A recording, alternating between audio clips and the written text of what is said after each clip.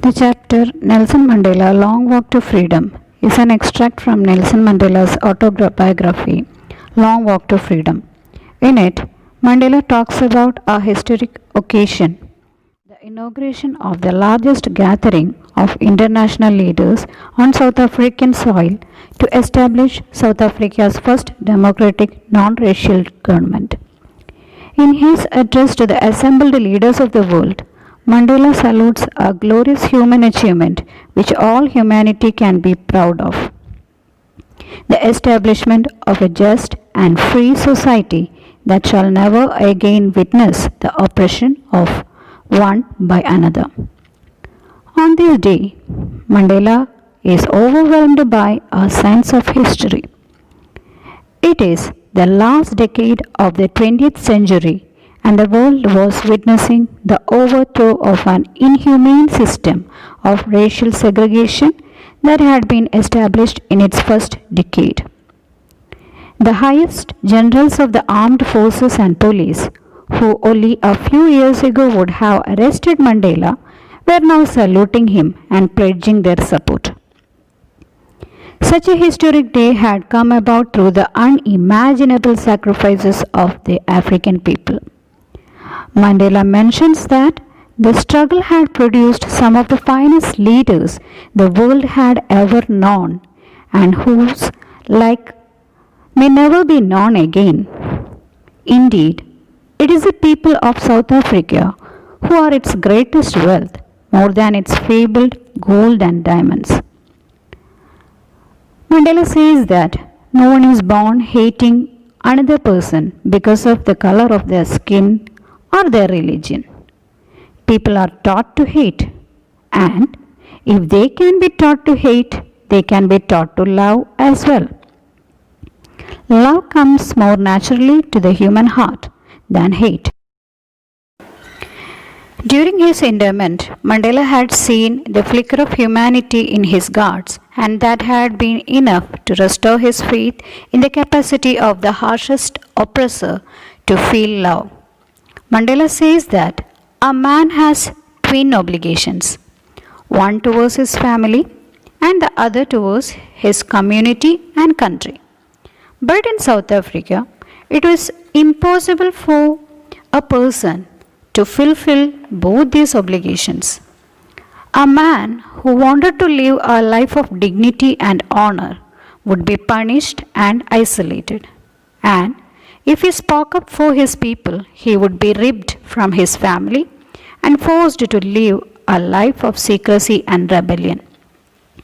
As a young man, Mandela realized that his freedom was already taken from him. As a student, he did not have the freedom to read what he liked or go where he pleased. And as a young man, he did not have the freedom to achieve his potential, earn his keep, marry, and have a family. It was then that he began to hunger for freedom.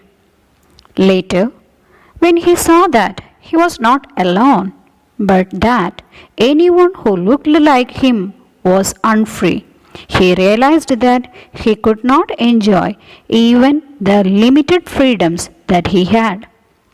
He realized that freedom was indivisible. The chains on his people were chains on him. This is when he joined the African National Congress.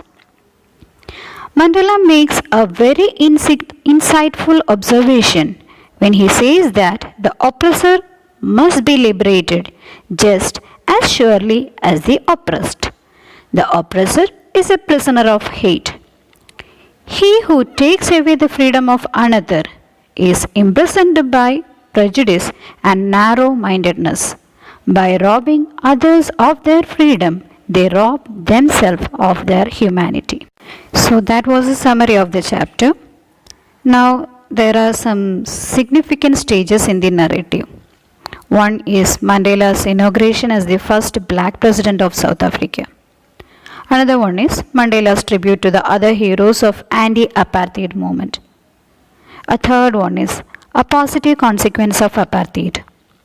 Fourth one, faith in the inherent goodness of human beings. Fifth one, Apartheid created a deep conflict in the lives of the natives.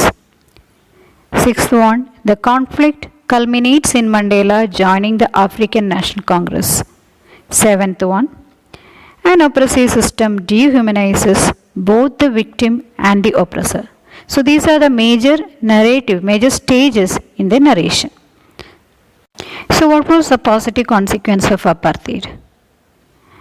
Here, Mandela wants us to remember apartheid not only for the long-lasting wounds it left on the psyche of the people, but also because it brought forth a great reservoir of courage in them and inspired these people to fight for the cause of human freedom and dignity.